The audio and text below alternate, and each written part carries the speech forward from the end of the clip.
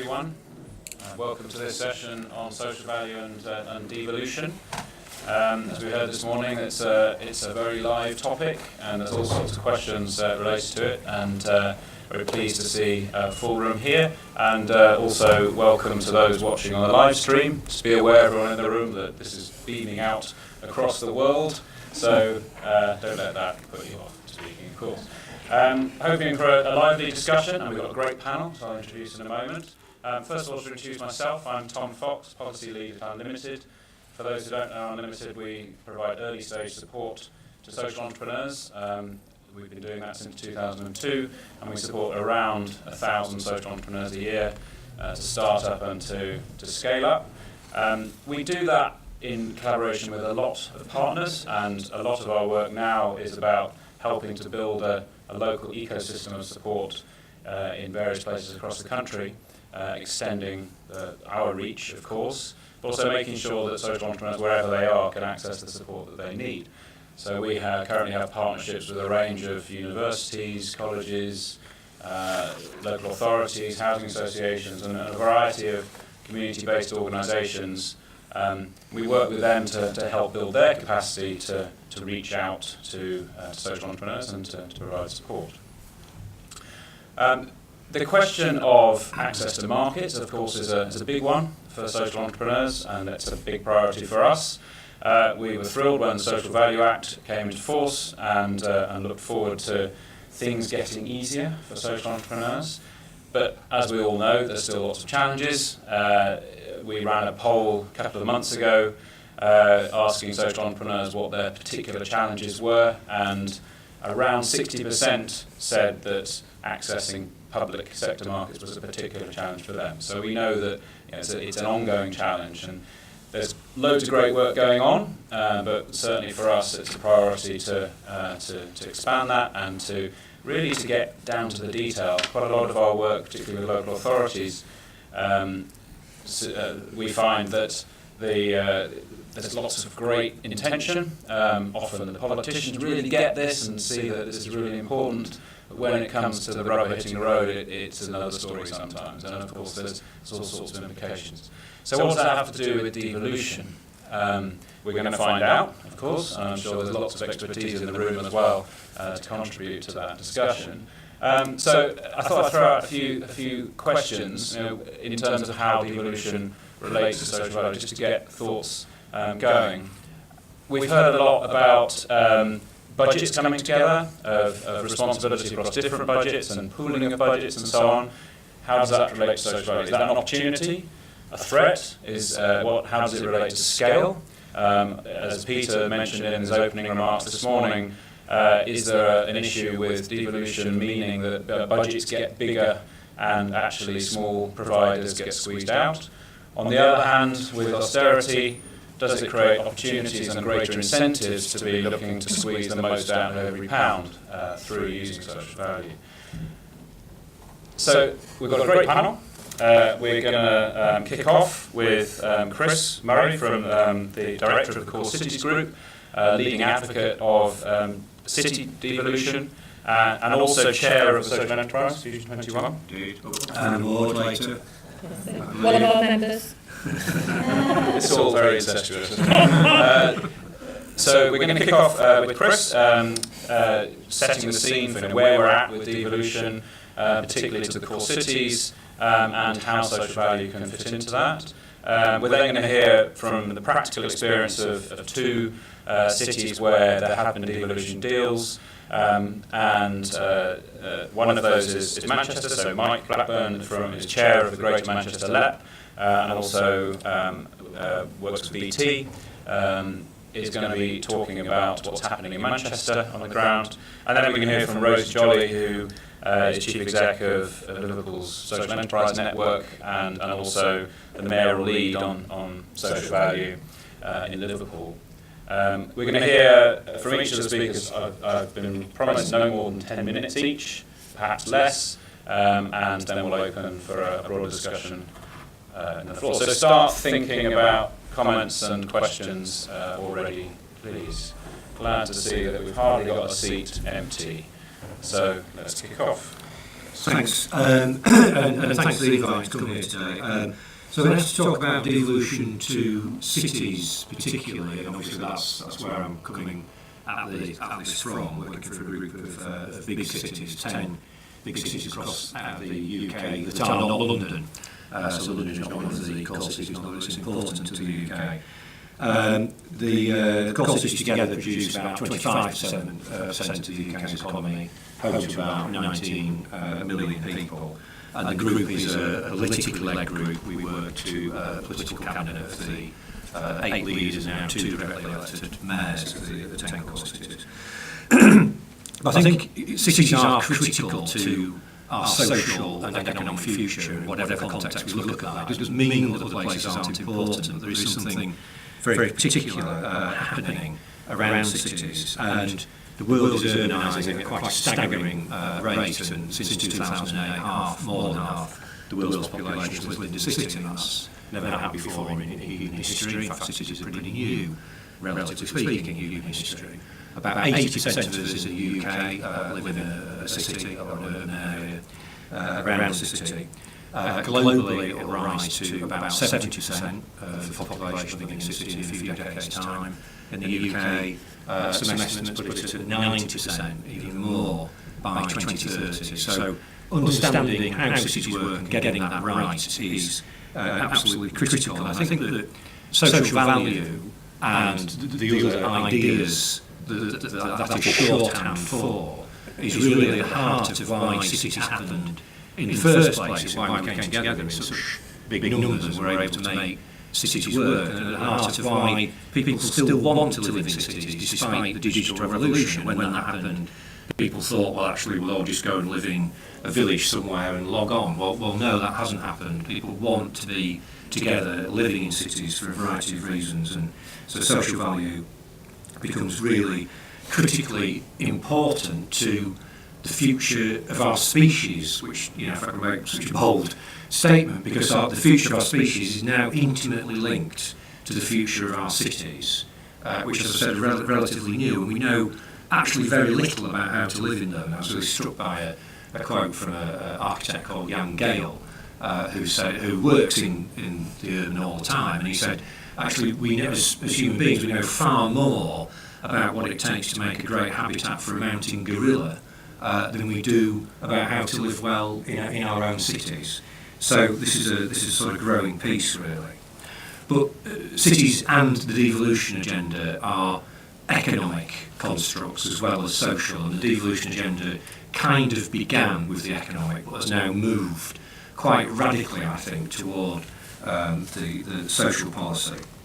And one of the things that we're struggling with as a group of cities in this country is a great global race for the future of cities, and about 60% of the world's economy is produced by a group of no more than 600 cities.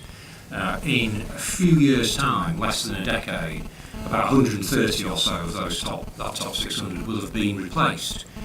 All of those replacements will come from the developing world, not from the Western economy. And about 100 alone predicted to come from China. So we're engaged in this massive race for economic success globally as a group of cities.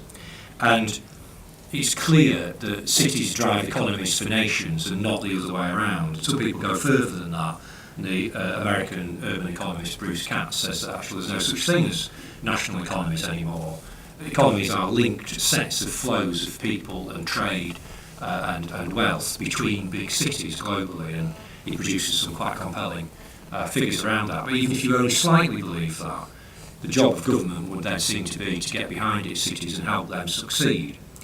But we do have a problem here in the UK, which is that our cities underperform by international standards. In most developed countries, you would expect most of your second-tier cities, most of your core cities, to perform above the national economic average, but here they don't. Only London and Bristol perform above the national average in the UK, and that means we're losing really significant money, leaking it from our economy. We reckon about 66 billion a year. If we could just get to the national average, we'd produce that much more. And there's a very strong link between the level of local financial control a city has and how competitive it is. And if you want to know where that control is, just look at the tax base. And in this country, cities currently control 5% of the total tax base, effectively council tax. Now, that will rise when we get business rates devolved to local authorities, but it will only rise to a total of around 9%. In North America, at the local or regional level, cities control about 50% of the tax base. In Germany, it's about 30%. Across the OECD, on average, it's 25%. In Tokyo, it's 80%, although Tokyo's got a population similar to Canada, so slightly different. So the point is, we're a very heavily top-down, centralised state in this country, one of the most centralised in the world, and indeed in Europe. And the only place we'd find in Europe that was more centralised was Albania. With all due respect to Albania, that's not an economic model that we want to pursue. But devolution is about more than just economic development. It's not just about who holds the budget. And when we look at what's happening to public services, and you will all know a huge amount about this, costs for things like social care are going through the roof, whilst public finances are taking on a downward spiral. They're going to flatten out, but they're still heading down. And those two things meet for our cities. They come together in some places in about a year's time, 1 or 2 years' time. So that means cities then aren't able to fulfil their legal obligations to deliver basic services, never mind do anything interesting or additional around social value, cultural vibrancy or economic development. So that's not a great place to be. So the other part of the other side of the devolution coin for us is absolutely about social policy, public sector reform, and alignment of services and budgets so they can deliver more effective and less expensive results and reduce demand. And I know we're going to hear some examples of that, so I'm not going to go into any detail on that. But to deliver that, cities have got to have access to really much more stable finances than they do currently over multiple years.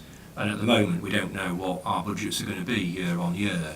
That's changed a little bit, but it's not changed enough. And if government knows what it's getting, then cities should know too.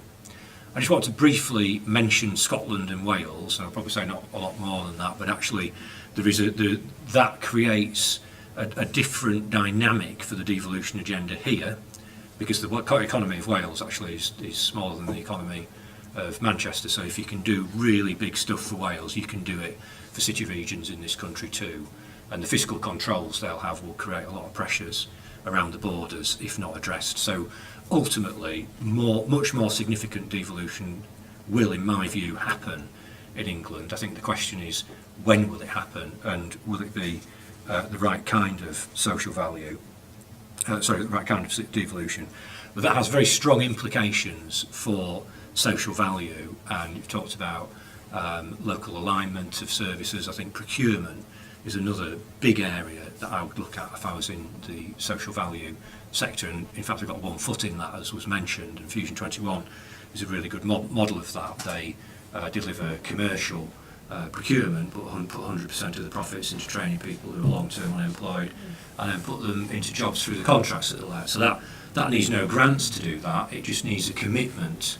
And I think there is an opportunity for the public sector to look again at procurement and to ask the question, well, not why would I procure through a social value route, but why would I not?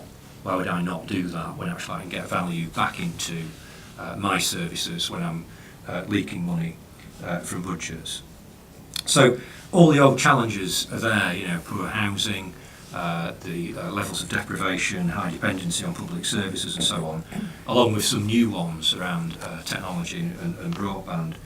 And more inclusive growth is a huge priority for us and for our cities and political leaders, and actually we're going to back a national commission for economic inclusion that will be launched in, hopefully soon, but probably about a month or so, and I would urge people to engage with that when that does happen. So I think we're making huge strides in devolution, but it's still a very much an unfinished project. We're on a step on the journey. There's a long way to go, And I would really urge everyone to get behind that agenda and support it, but also engage with it and try and drive the devolution deals that are happening in your areas in the way that you want them to happen, that will best deliver the benefits for the communities that you work with. Because if we don't do that, actually we're going to really struggle to deliver any of the benefits that we all want for those communities. That's great. Before we go on to Mike, I'll just ask you, are you aware that in the negotiations of the devolution deals, does social value feature at all in those conversations? Well, it certainly does in the sense that I don't want to sort of tread on the other presentations which are now going to touch on this, but it certainly does in relation to public sector reform, which is about continuing to deliver public services to a level of quality, but to increase the value of those services socially. But I think there's an interesting dynamic around this agenda, because devolution began really as an economic project and an economic argument that was won with government, but has now moved into the territory of social policy. What I think the realisation has been growing that there's a disconnect between economic and social policy, and that actually that's a false division, that the two are the same thing.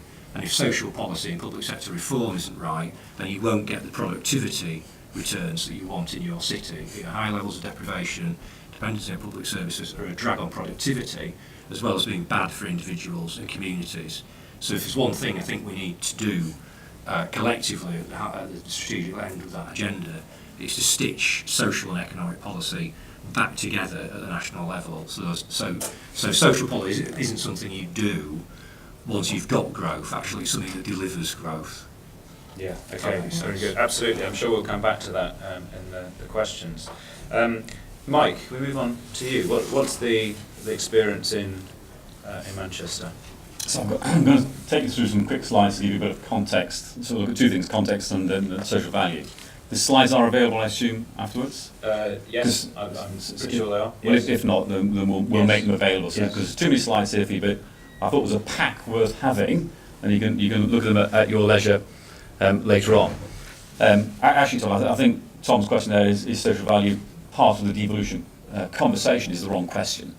The question is, what are the outcomes you're trying to strive, and does social value form a part of the delivery mechanism to achieve the outcomes? And too often we focus on the mechanisms for achievement rather than the outcomes. And that's one thing that devolution is getting rid of. So if you want to remember one phrase from me, and I'll stop actually if you want to remember it, just think about devolution is all about place-based. So think at the moment we've got one homogenous set of policies in England. Whether you live in Newcastle, Newquay or Nottingham, you have the same policies for your area. And that cannot be right. So if you look at it in Manchester as a good example of that, when traineeships were launched a year and a half ago, we argued with the Minister quite specifically as a business community, because the entry-level qualifications for a young person to get on a traineeship course were the same across England. When you have GCSE standards in Manchester, which are, and in 4 cities actually, which are lower than the national average, by obvious, you're limiting how many people in Greater Manchester therefore can get a traineeship, which is just crazy. So you have these perverse targets which drive the wrong behaviours. So what we argued was, we want to in Manchester the ability to lower the entry-level qualifications but still achieve the outcomes. And we lost that argument. Because government wanted the idea of we like one set of targets for the whole of England because it makes it easier for us to measure things. Madness in our view. So we've been on this devolution agenda for a long time. And why does it work well in Manchester is because of history. The local authority, 10 local authorities in Greater Manchester have been working together now for 30 years, just shy of 30 years. And they've been involved in the business community in those discussions, driving economic strategies, driving our innovation strategy, driving our investment strategy for 14 of those 30 years. Do we argue Manchester? Yes, we argue. Publicly, not very often, but privately argue quite specifically. But we have that interconnection between economic growth and the public sector for 15 years now, and saying you cannot have economic growth without understanding where your housing stock is, what your transport mechanisms are, what your skills levels are, what your productivity is, as you say, your health, your mental health issues. You cannot disassociate the two things. So we've been at this now for a number of years. There's a lot of context in that 20-year period. So then we came on to the devolution deals, and we started signing those devolution deals. We had the first conversation I remember was 8 years ago with the previous government. But we signed our first deal in November 2014, so it's only 15 months ago. And that started us on the journey of getting deals with government. And it was all around this. We want to be in better control of the levers of productivity, the levers of change for Greater Manchester, and we believe we'll do it better than the governments who, quite frankly, don't want to come outside of London. We will do it better. And we had evidence to support that. Evidence over the last 15 years of investment, private sector investment, chain of growth, that other places hadn't got. So we made that economic argument. We made it with evidence-based, independent evidence, not government stats. We had an independent set of reviewers come into Manchester 8 years ago, called the Manchester Independent Economic Review. They did a set of analysis. They've been there twice more since then, that were independently looking at the economy of Manchester. And they actually picked up, to your point, Chris, on 7 aspects of our, and gave us 7 reports, including housing, skills, health, as things that we must drive better. And when you looked at those, we were in charge of none of those levers of change at all. And government is full of what we call perverse incentives. So if you think about our health and social area in Manchester, there are over 50 public sector organisations who are nominally in charge of our health and social area in Greater Manchester. None of those 50 really talk to each other very well. They've all got individual sets of targets. They've all got targets which are disconnected from each other. And nobody has an incentive to actually get them connected. So we said we need to take control of that. And this is sort of a thing about devolution, by the way. This is not London, as far as we are concerned, saying, here's the money, Manchester, go and do it yourselves. This is about co-production, about coordination. So our Health and Social Care Board has the Chief Executive of NHS England sitting on that Health and Social Care Board, as well as other national organisations and agencies. So this is not about kind of cutting off the ribbons and saying go away. This is about truly change at local and national level. I would say that as we went through the devolution, by the way, when we did our first plan, our growth strategy, I think we were probably the first place to do it, but we absolutely inextricably linked economic growth and public sector reform. And that was six and a half years ago, doing that. But we had a strapline underneath that which was not in our plan, but the one thing that we all agreed to, that this is about prosperity for all. And so let me give you a couple of stats here, and why that's important to us. Every single piece of government intervention for the last 20 years has not really changed the dial around deep-rooted unemployment stats. So roughly 230,000 people in Manchester unemployed for the last 20 years, despite every single piece of intervention, that's ebbed and flowed by maybe 5%. So not getting to the core of it. Of that 230,000, roughly 70,000 are young people. So our view is, unless we make some change, we're leaving out cohorts of people for time immemorial, and it'll never change. Therefore, you're having to plough more money into helping those people, and therefore the amount of taxation we raise in Manchester versus the amount of taxation that goes to the public purse, and the amount of public money spent in Manchester is a delta of minus 6 billion. So we get 6 billion more money spent on us than actually we raise in taxation. We're saying that's wrong.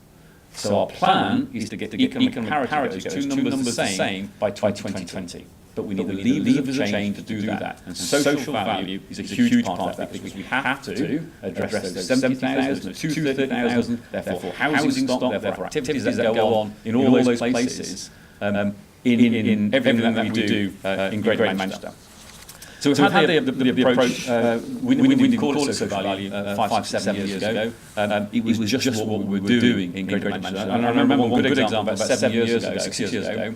I sat down with the Chief Executive of the New Economy at the time, our strategy policy group. We came up with a devised formula with housing agencies, and there were 50 housing agencies in Greater Manchester who tend to look after the most deprived people. They're People who live in those houses tend to be most deprived. And we agreed with all 50 a plan that said every single person you now take on board must come from the Job Centre Plus recommendation of somebody who's been unemployed for more than a year. Job Centre Plus, you need to get your act in order now to actually make sure that what you put forward to housing agencies are quality people with the right skill rather than just anybody who's unemployed. And in simplest terms, every single one of the housing associations signed up to the deal. Every single one of the housing associations now take on board people off the benefit system into work. And one of the things that we believe is one of the biggest ways out of deprivation for those numbers is getting people jobs. And then better housing, and then better transport, and better skills system, and better healthcare system. In order to drive that, it is an absolutely virtuous circle. But back into control of all the things we've been doing. So we've been at this for a number of years. We have a number of things, 6 items, bold items on that list, or 6 main things that we concentrate on our social value. And it's not unexpected, you wouldn't expect to see anything other than those. But they are driven by policy agendas to make those things happen. And you'll see, we can give you other handouts of where we put out procurement exercises where we said 100% people who are employed must come through local areas. We have some where 100% people must come from housing associations, from local and unemployed people. But we have to coordinate and connect all the other partners in Greater Manchester to play those games. We have a skills system that's broken. We have to fix that, otherwise there's no point in having 100% coming from local people who haven't got the right skills. So we have to fix this. One word of warning, you can't fix this overnight. You can't fix this in a 24-hour period or a 1-year period. This is a generational change that has to impact. So you start this, you have to be clear about it, you have to drive momentum, you have to be passionate about it, and you have to make it happen. You have to look at measures that you can of things that you can look and say it is working or it is not working, and not everything works. And make sure that you can continue to go around that loop of challenge and making it happen, making it work. If you want, by the way, there's a fantastic piece going on next door, which is looking at the measures of social value through Anne Lithgow from Salford City Council. And Anne is at one of the awards later on. Go and understand what she's done in Salford and how they made it work and how they are continuing to make it work. She's absolutely brilliant at what she's been doing in there. And this is one of the things that she's been working on in Salford, trying to get the young people in Salford, who is a very deprived community, working with things like theatres, working with media groups and digital groups that are now employing people in Manchester to try and get more of those young people who are in areas of significant deprivation into jobs, into better standards, into better housing conditions, into making sure they've got the right skills, and actually, first and foremost, to inspire them that despite 2, 3, 4 generations of their family of worklessness, the world of work is for them, and they have capabilities that could get them into jobs. And we tend to talk about skills, not just qualifications, because qualifications tend to rule out, in Manchester, about half of the young people in that case who don't get at the moment 5 A-star to C GCSEs. So that's what we've been doing in Salford, and that's across the whole of Manchester on a number of things. So final thing with that, Chris said it, devolution is not the answer, it's a journey. And it's not once you sign a deal, certainly in Manchester context, once you sign a deal, that's not it either. We're about to sign our kind of almost 6th iteration of our devolution deals inside 14 months. So fingers crossed we might hear more about that in the budget in a few weeks' time, because there's a constancy about this. This is about constant change. The world around us is different, the world around us is changing, and we have to adapt and change. And by the way, we've had fantastic responses from ministerial activity and from some of the senior civil servants. The trickle there, however, Whitehall really slows stuff down. I don't know if Chris could ever comment on that. From a private sector point of view, I look at this thing. Why weren't some of these people signing deals and 10 months later, 12 months later, 15 months later, they haven't got the business case agreed by Whitehall yet? Because everything has been reviewed and changed and challenged, and it's almost like they don't want to do it. I didn't say that really, did I? But we are going to push on and continue doing this. That's great, thanks very much. Just a question on that point there on the side. You mentioned there you're working towards social value being considered as a matter of course. How far off are you from that? So if I go back to the previous slide, those 6 layers, every single local authority or public sector agency has those 6 things in mind as social value objectives. And they have to meet at least one of those objectives in every single thing they procure. Whether it's about sustainability or about jobs or about the creation of better life chances. It has to be there as part of it. And we would challenge all those. So certainly the level we spend our money, and we've managed to draw down the best part of £500 million of funding so far. That is absolutely part of it. But by the way, this is so we challenge big companies as well as small. So companies like mine will get challenged. So where is your social value? And we have to be able to demonstrate that we are responsible companies. Not corporate social responsibility, which tends to be done in most companies by department. It's got to be in your DNA. You've got to really live it and work it and make it happen. And often so we do a lot of work with Relate, as an example. And Relate couldn't take some of the big contracts we take. They haven't got the risk profile. So we do it, but they deliver 90% of the value back to the organisation. Sometimes big organisations can give financial air cover to the small organisations where the real richness of the value is in what they deliver, not what the big companies necessarily deliver. And are you finding by doing that, by making it a matter of course, that there is additionality? That there are things, there is social value being created that would otherwise not have been created? Yes, indeed. So think about, in more simple terms, in Manchester we've got 96,000 businesses, of which about 95,500 are SMEs. So by default, SMEs are locally based companies. They bring their workforce from 1 to 200 people from the locality, and they are desperately keen to make sure the conditions of the locality are better because it helps their business, because it helps their staff. If they can increase productivity by having less mental health issues, or by having better transport mechanisms, or by having a better system of being able to see a doctor without having a total day off work, all those things help a small business. And they're the ones we have to leverage up, because they're the ones who had most of our GVA rather than the bigger organisations. Because frankly, in the northwest of England, we only have one FTSE 100, one FTSE 250 company, one FTSE 100 company, that's United Utilities. So most of the FTSE 100 are based in London. So we haven't got huge conglomerates to be able to go and beat up. We have to work with our SMEs, and they're the ones who will drive, because it's in their DNA as well. They love it. But just don't, back to the point before, they just don't know how to engage. We've got to make engagement simpler for them to engage. Tom, can I ask a question? Go ahead. Sorry, could you introduce yourself? Sorry, James from May asked a question in the room about big business, small business. And in line with that, we equally heard a debate about, but it only adds cost to any procurement process, and that's why we can't do it, because we haven't got any money. Kind of was insinuated. It was like the last question asked in the plenary downstairs. How is it you're now achieving that? It sounds like you're driving social value into your procurement process, and you've got the boroughs of Greater Manchester signed up to the social value, the six points you made a second ago. If that's the case, it obviously sounds like it's absolutely buried in the DNA of any of your procurement process. Why are you making it work when it sounds like others are struggling? So first of all, I'm not from the public sector, so I can only see it from the outside. However, and it's not to say it's perfect either. It's a journey of making it different. So as long as you are consistent in your objectives, and you are, and there's a belief system that you are clear about them, and you are you're going to do them, big businesses will actually respond to it. And from a big business, let's say 500 people plus, actually I don't think it does add a huge amount of cost to be working with smaller providers. If you are, certainly in the areas of construction, you can pull a lot of your construction base from local, only if you've got the skills. And back to my point of linking it into the ecosystem, big businesses would say, well, we haven't got any tradespeople available. All the construction we do in Greater Manchester, so we'll import from elsewhere. Actually, if we change the local ecosystem, get the right skills, then they will pick from the local businesses in the local area to make when they've got skills ready for them. And that kind of virtuous circle is based on those outcomes and how to rise or get more back into work. So it is kind of working, but we have to change our small businesses in the way they think about things as well.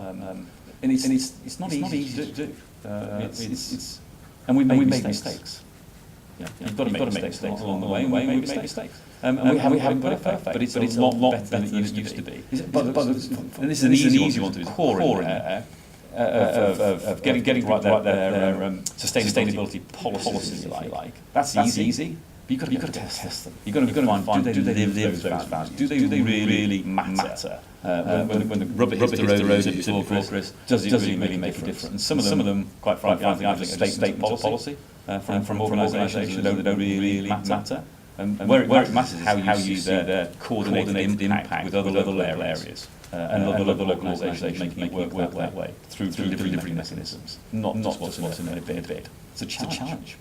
Go and see, check it out. Thanks, Mike. Very good. I'm aware there's people itching to ask questions already, so we'll move on quickly to Rose to hear about the situation in Liverpool. And I think particularly you're going to miss some efforts that you're making to get businesses on board, small and large, which speaks very well to the point that Mike's making.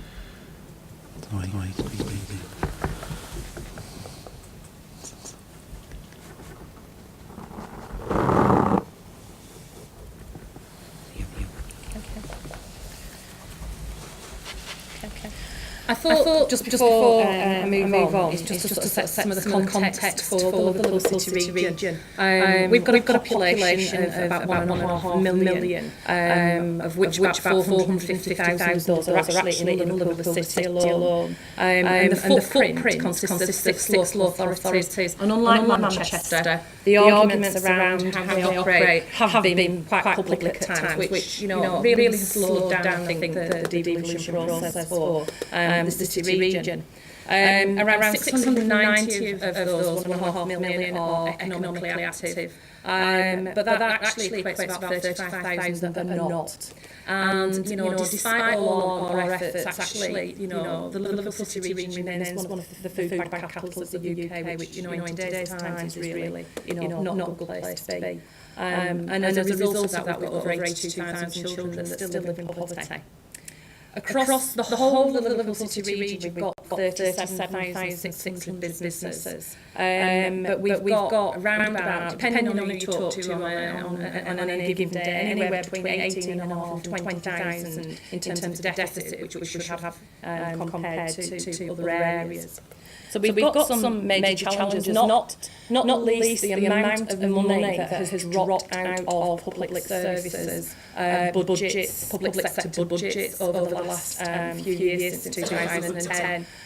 Liverpool City Council alone has lost well over 300 million out of its budget, and it's now in a position where they're really struggling to determine how they will continue to even deliver some statutory services going forward, having sliced off all the non-mandatory services that they can no longer afford to do. So the combined authority that we've got across that footprint includes Liverpool, Sefton, Knowsley, St Helens, Wirral and Holme, all of which have got a very different profile. So we've got urban, coastal, rural, we've got that real mix of profile right across.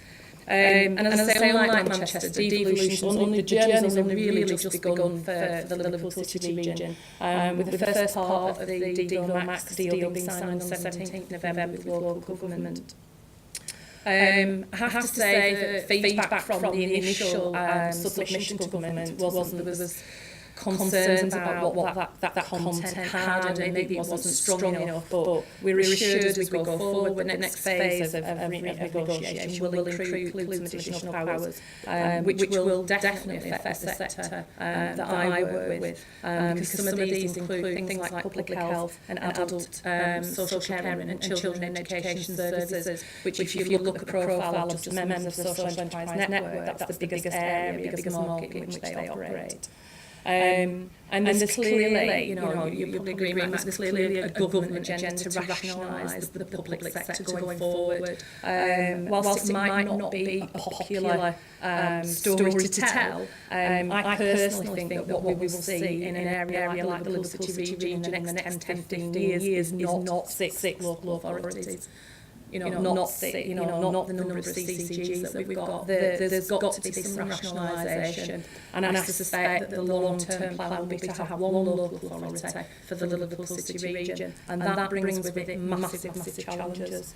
Not only is there an implication for infrastructure organisations working in the social enterprise sector, but obviously there's massive challenges there for public sector bodies themselves.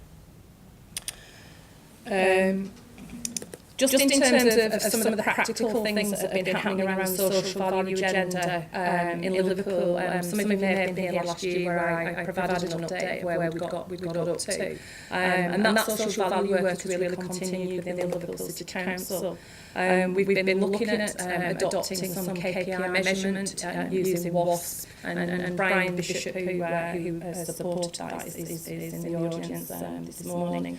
And we've actually started to collate that evidence base to support wider adoption of social value in the public sector, which, as the combined authority works more together, is going to be really important, because the Liverpool City Region profile, there is very little work being done around social value other than in Liverpool. Knowsley did adopt some social value measurements into procurement, but it was only at that level of 173,000 or more, that ODU level. The practice in Liverpool is that social value has been built into nearly all contracts, irrespective of value, which is quite unusual. Just speaking to a colleague the other day, we've done some case studies around social value, and out of 7 live LCC contracts worth around 7 million, they already can identify around £1 million worth of social value that's resulted from that. So that tangible evidence is starting to come out. You have to excuse me, I'm not very well, as you might have noticed. And the experience of the LCC procurement team, I think, in terms of supporting social value going forward in the context of combined authority and devolution, will be quite an important part of what we do.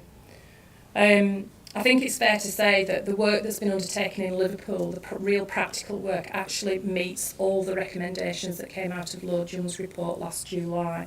And there's been a massive shift in the partnership working that's been taking place between the council and its suppliers, and that's included also partnerships with other areas like housing, some joint work there. At the moment, the Cabinet Office have been talking to us about how the work that's been done in Liverpool can actually be replicated across other public services in the context of devolution, across not just Liverpool but the broader city region, to create that kind of beacon for the city region for social value.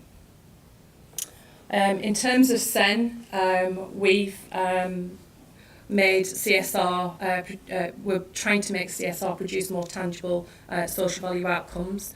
It's mentioned a lot in the business sector, but CSR is not social value, it's a vehicle through which you deliver social value outcomes. We've launched the 10% More for Social Value Charter, a real practical tool for businesses, because for me, social value, whether it's in the context of a city, a town or whatever, it is not just about public sector procurement. Social value is about how we all do our business, irrespective of what sector we're in. And so there's a charter which businesses can sign up to, which provides 6 ground firm principles to run their business on, but also adopts what we would call in the 10% more policy, which is asking people not to spend 10% more, but actually to redirect 10% into their controllable spend into local supply chains.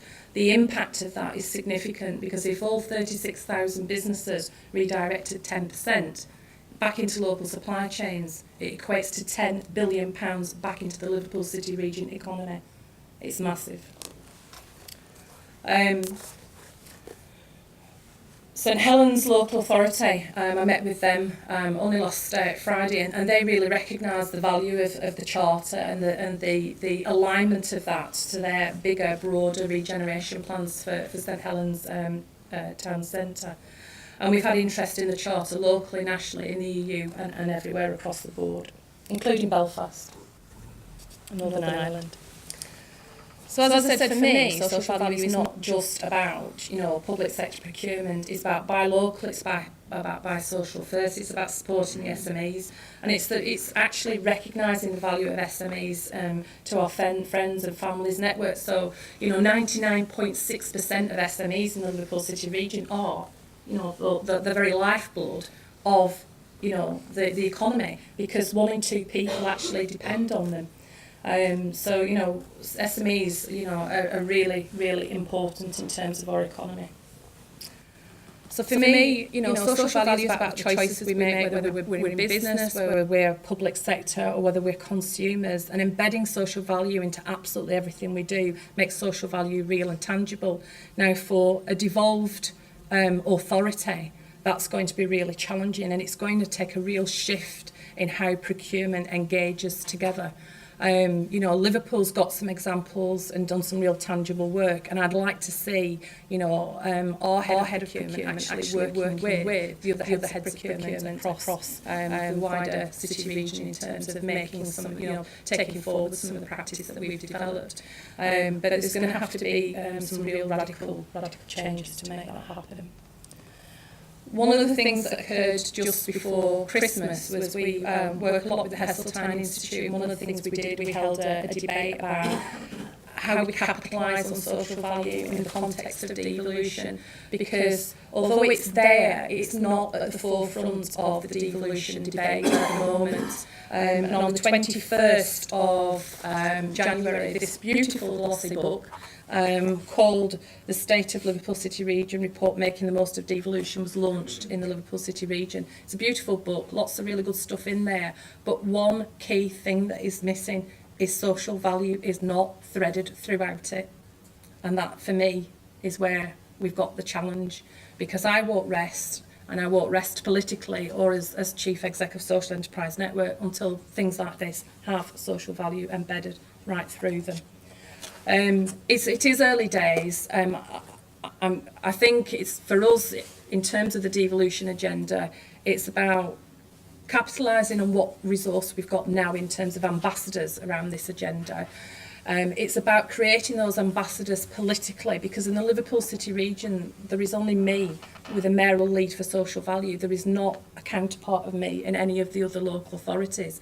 And I think if we're going to make social value work, we're going to get better value out of public spend politically. There has got to be a willingness to do that.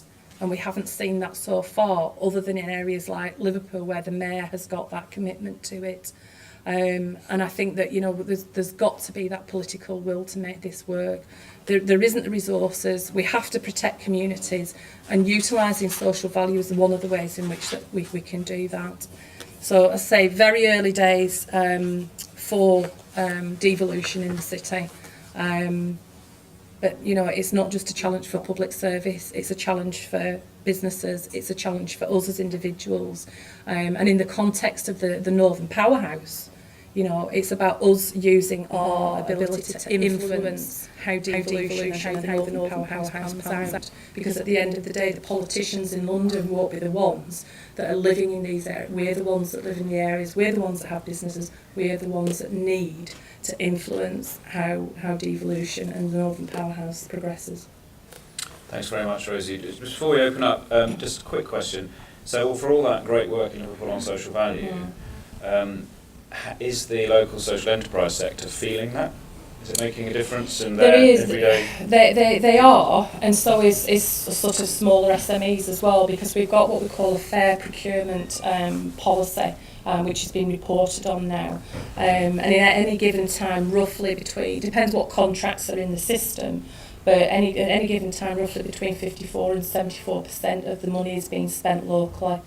So we're seeing a greater spend in Liverpool, we're seeing a greater spend in the Liverpool City region, still a bit of spend in the northwest, but less of a spend outside the northwest. And when I originally did the mapping and looked at where the council was spending money, it was all over the place. So a lot of that resource is now being spent locally. I haven't got the figures about what percentage is social enterprise, what percent charities, what percent are SMEs. But your sense, just from conversations with people operating social enterprise, is that they feel that is creating greater opportunity? There is greater opportunity. I think the issue that the sector has got is whether they've got the scale and capacity to meet the demands of future public sector procurement. Because there is opportunity, definitely. But already I'm just following this report and an update on where devolution was up to. I've got colleagues now saying to me, how is this going to pan out for us You know, we've got some big providers in the city, and equally, who are very, very good, and equally we've got some smaller providers in the city. And I take the view that, you know, really some of our bigger providers should be looking at how they work with some of our smaller providers to actually do the delivery. Because we have some fantastic small enterprises that do great work but can't necessarily, you know, tender and deliver for the public sector at that kind of level. Good. So Okay, there's a support mechanism to come into play, which is why I welcome the Public Services Lab, which hopefully is coming to Liverpool. And definitely this question of scale keeps coming up. Let's open it up. Who would like to ask a question? Please introduce yourself and before you I'm answer. Lisa Wills, I'm from Portsmouth City Council. Just given that we have the type of two-party politics that we have in this country, it's a question for both of you really. The key to making Manchester the success that it is, compared to the difficulties that Liverpool are having in terms of the commitment, is the difference the engagement of the business community as opposed to the politicians? Just in terms of commitment, I wouldn't. There is definitely a commitment to devolution in the Liverpool City region. Let's make that absolutely clear. What I was saying is jokingly, you know, unlike Manchester, you know, some of the arguments have been a bit prior to devolution have been a bit public, whereas, you know, they've all agreed now devolution's a good thing and we're going ahead with it.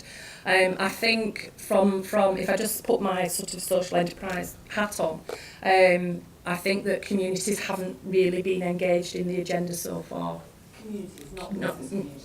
The business community has in Liverpool, because what we did, we got together a group, which, don't ask me why we're called G12 because I've absolutely no idea, but all the business groups came to us together. So the Social Enterprise Network, there's Downtown Business in Liverpool, there's the Chambers, there's the Institute of Directors, Professional Liverpool, and a whole host of other organisations across the Liverpool City region which have networks that came together that looked at the devolution agenda prior to the proposals going in to central government back in September.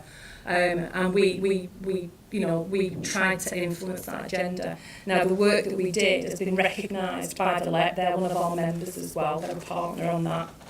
And they're absolutely fundamental to devolution. The LEPs, for those of you that aren't aware of that. And so, you know, we've continued to operate as G12, and we will liaise with the LEP throughout the devolution process. So there is a vehicle through which businesses, whether they're in the private sector or they're in the third sector, that they can influence the agenda through the organisations that are part of that. But the trick is then that those members actually engage their members. It's just there was from what you've both said, there's a huge, stark difference between the two areas, and they're side by side in Northern England. Why is that difference? It's So my question. Let me answer in two parts. Let me at the national level. I think it's the engagement of national politicians at the most senior level is an economic one. It's about cash. Can you spend less cash and have better impact, and can you grow the economy? Because up to that point, if you don't put those two things together, it's merely about cash and no returns. So that's why I go back to our independent economic review, was about the levers of productivity, Chris's point, are all under the public sector control, if you like, or spend, which means businesses lose out or can't invest or can't grow. And that's why those two things are completely interlinked. So when you put an economic argument to government, you now get the attention of the Chancellor. And once you get that, and we've all said if you can grow the levels of productivity, even to the national average, which would be huge. You've got to take London out of this, because London just skews the national average massively. But even if you left it in there, if you can get to that average, which is a huge challenge, to the UK, it means something. It now turns a dime. So now you've got to come back to practicalities on the ground. So we have 3 parties in our 10 local authorities. So we've not got all 10 Labour. We've got Labour, Tory and Lib Dem. 8 Labour, 1 Lib Dem control now, but 1 Tory. But to tell you the skills budget for Greater Manchester, which is probably the biggest and most influential budget you've got, is run and owned by Sean Nancy, the youngest and the only Tory. That's the kind of maturity of politics you've got in Greater Manchester, which means, and that's been the same for 25 years. Now you get trusted businesses that you've got longevity of leadership, you've got trust of that leadership, you've got actions, not rhetoric, that is starting to do things and has been doing things for some years. And then you get the inclusivity of the business community, not on the outside saying, here's our plans, what do you think? He says, you know better than us about how do you grow economically on inward investment all around. Come and devise the plans for us. Be part of it. And that's been there for 15 years. Now you get trust between private and public. So as you get all those together and you get the economic plans, the manufacturing plan for Manchester is written by the private sector. Sorry, the private sector who tell the public sector what they need to go and do in order to make that real. And it's togetherness. It really works. It's not party politics at all. And if you came to my board meeting, and I would challenge you to, in some respects, to particularly if you're blindfolded, if you know the people, which ones are the politicians, which ones are party representations, and which ones are private sector. You wouldn't tell. You'd have no idea. Because we talk about Manchester. That's all we're interested in. Greater Manchester and people of Greater Manchester and businesses of Greater Manchester. So there's a bit of trust there. Can you do it elsewhere? But it takes time. You can't have 25 years of trust, 15 years of relationship and say, we'll have it tomorrow. But you have to get on that bandwagon. And I think Liverpool's massively changed, by the way, in the last 12 months. You don't see that public fighting anymore. I think something happened about 12 months ago and it stopped. I'm not going to speculate what it is, but something stopped behind the scenes. And they just don't do it anymore. They still fight and argue. I think they will. But they've realised, and actually Manchester and Liverpool have got more collaboration than people in this room probably know about. Yeah. Manchester and Leeds have, Manchester and Sheffield have, Sheffield and Leeds have, but particularly between Manchester and Liverpool, because they've realised that the coordination, as we did in Manchester, the 10 work together, because strategically that has a greater impact than all working individually. Yeah. And Liverpool and Manchester working together strategically has a greater impact on the northern economy, and therefore on social value, if we can link those two things together, than working separately. And our economies are very different. With very different offers, you know, so the blend together is strength. It's got great strength in it. Absolutely. Any other questions? I am very familiar with Manchester and Liverpool, two cities that I now live in one and I've lived in the other. I absolutely agree that could you introduce yourself?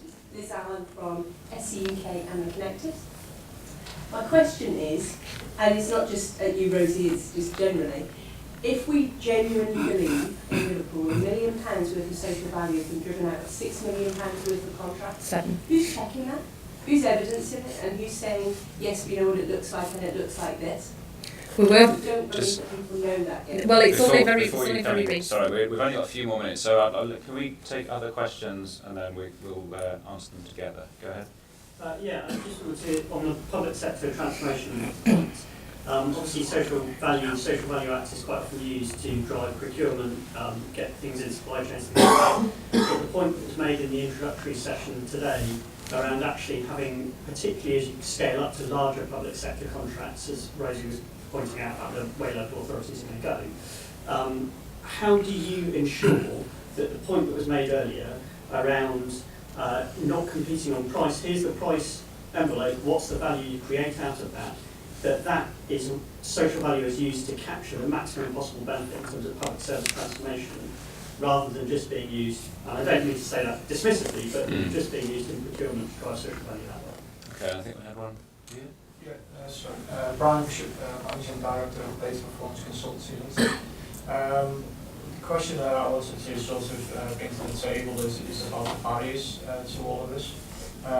We've developed a system called WASP, which looks at the development of a procurement thread, social value thread, and is mainly aimed at smart cities, because we believe that smart cities and social value is inextricably linked, and the value of data.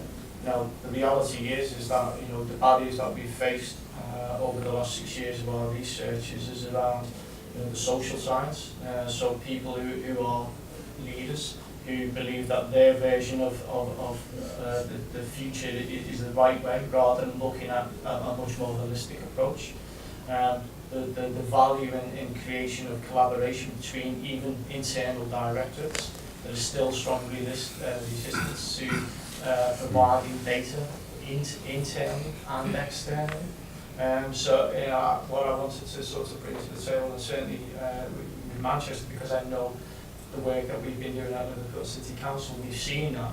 But in Manchester, I'd like to see how they're overcoming that sort of resistance. Yeah. And more importantly, looking at ways in which you can be more collaborative rather than competitive. Because for me, the public sector should be working together, because effectively they're working for us, we're the shareholders, you know, in this business. You know, and what we want to be able to see is more transparency and more collaboration. Okay, before we just come back to panel, it's going to have to be closing remarks. Were there any other questions? Just show of hands. Melanie?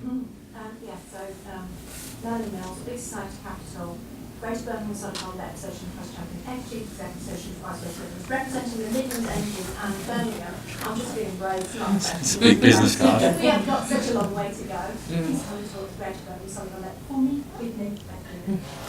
Okay, thanks, Melanie. Okay, let's, if you want to pick up this one. So we had a question on how to ensure, on evidence of value from Liz. We had one on ensuring competition is on value, not on price, from Patrick, and then this question of how does Manchester overcome barriers, particularly resistance to sharing data and so on. Chris, do you want to take any of those and then provide any other concluding comments? I mean, I think the questions are clearly linked, and in order to demonstrate that things are going well and that you should procure through a social value route, you've got to have evidence of that.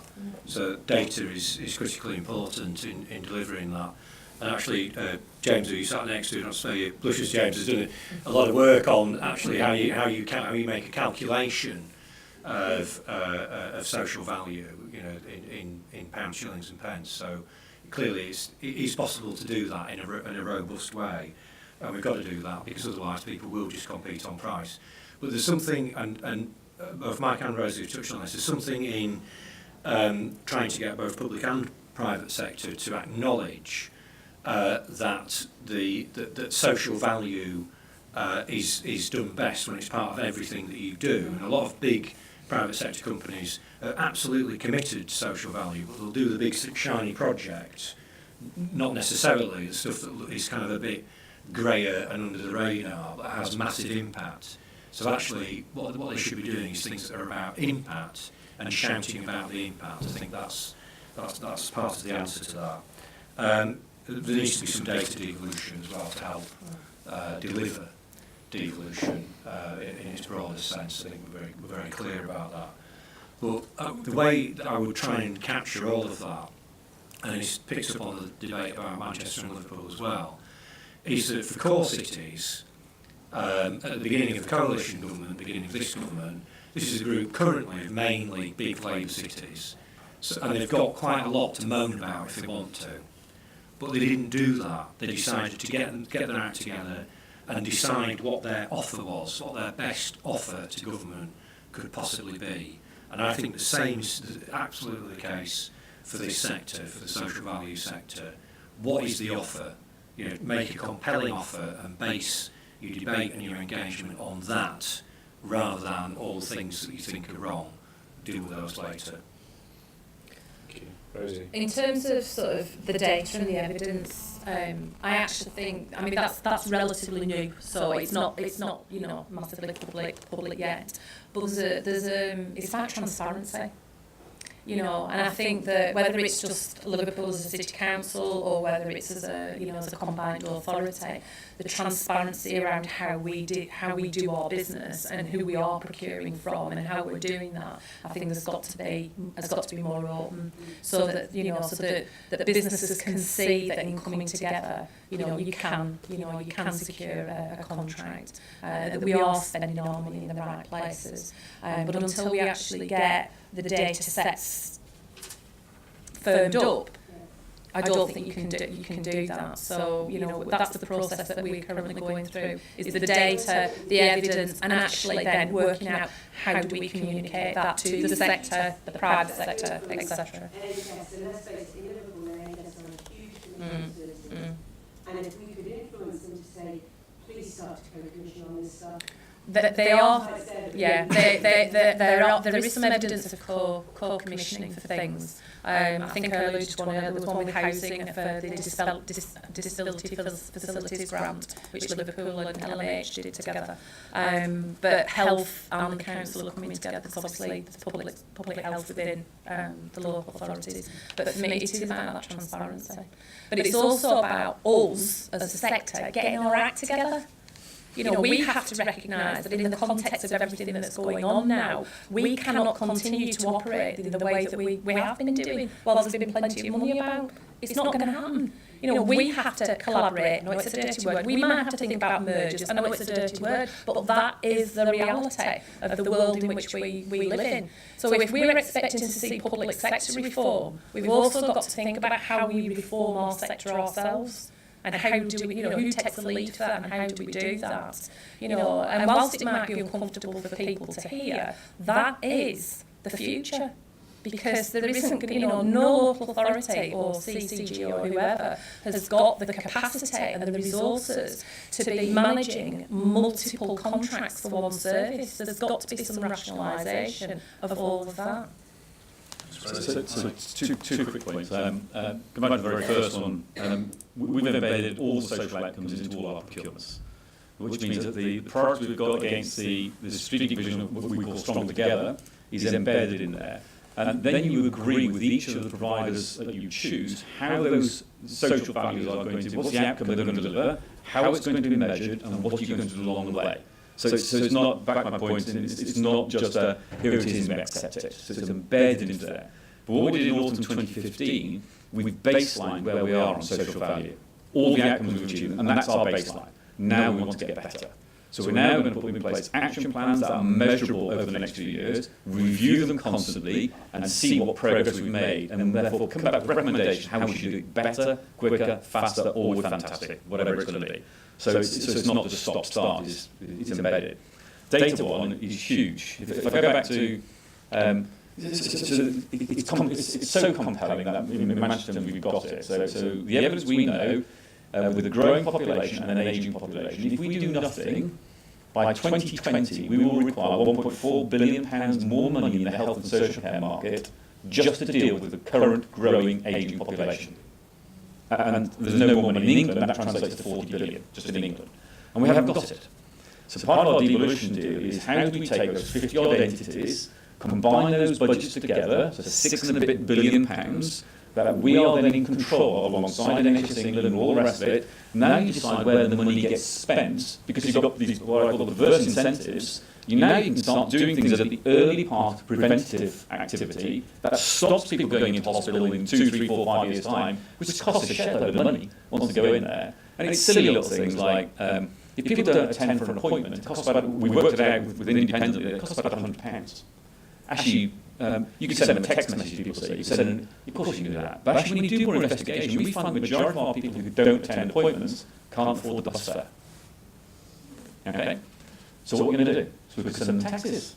But if we don't quote me on that, just imagine if we sent a taxi out to those people, imagine what the Daily Mail was there. Wasted public money. But actually saving 80 quid, because the taxi costs you 20 quid. Why wouldn't you do that? You could create a social enterprise around just vehicle management, people getting to it. We used to have those, remember, a few years ago. But now you can start spending your money in a way which is relevant to your area. And actually, most of those big things are probably the same in Leeds and Liverpool. It's just scope and scale is slightly different. So I hope that, NHS England said what we're doing in Manchester is not an experiment, but it's a big test of can we recreate a different ecosystem that others can then copy to their relevance to their local area. But it's about becoming a national, it's about stopping being a national ill health service where you deal with ill health and start dealing with preventative activity, because we're going to get older. We know we're all going to get, some people in this room are going to get mental health issues potentially, some are getting infirm. How can we help with that along the way and put that off? Increases our productivity along the way. Can I just very quickly pick up on the word barriers that Brian used? In Liverpool, or in anywhere, I think the key to implementing social value into the public sector is actually to get that buy-in right from the top, but right through the directorates as well, through director level.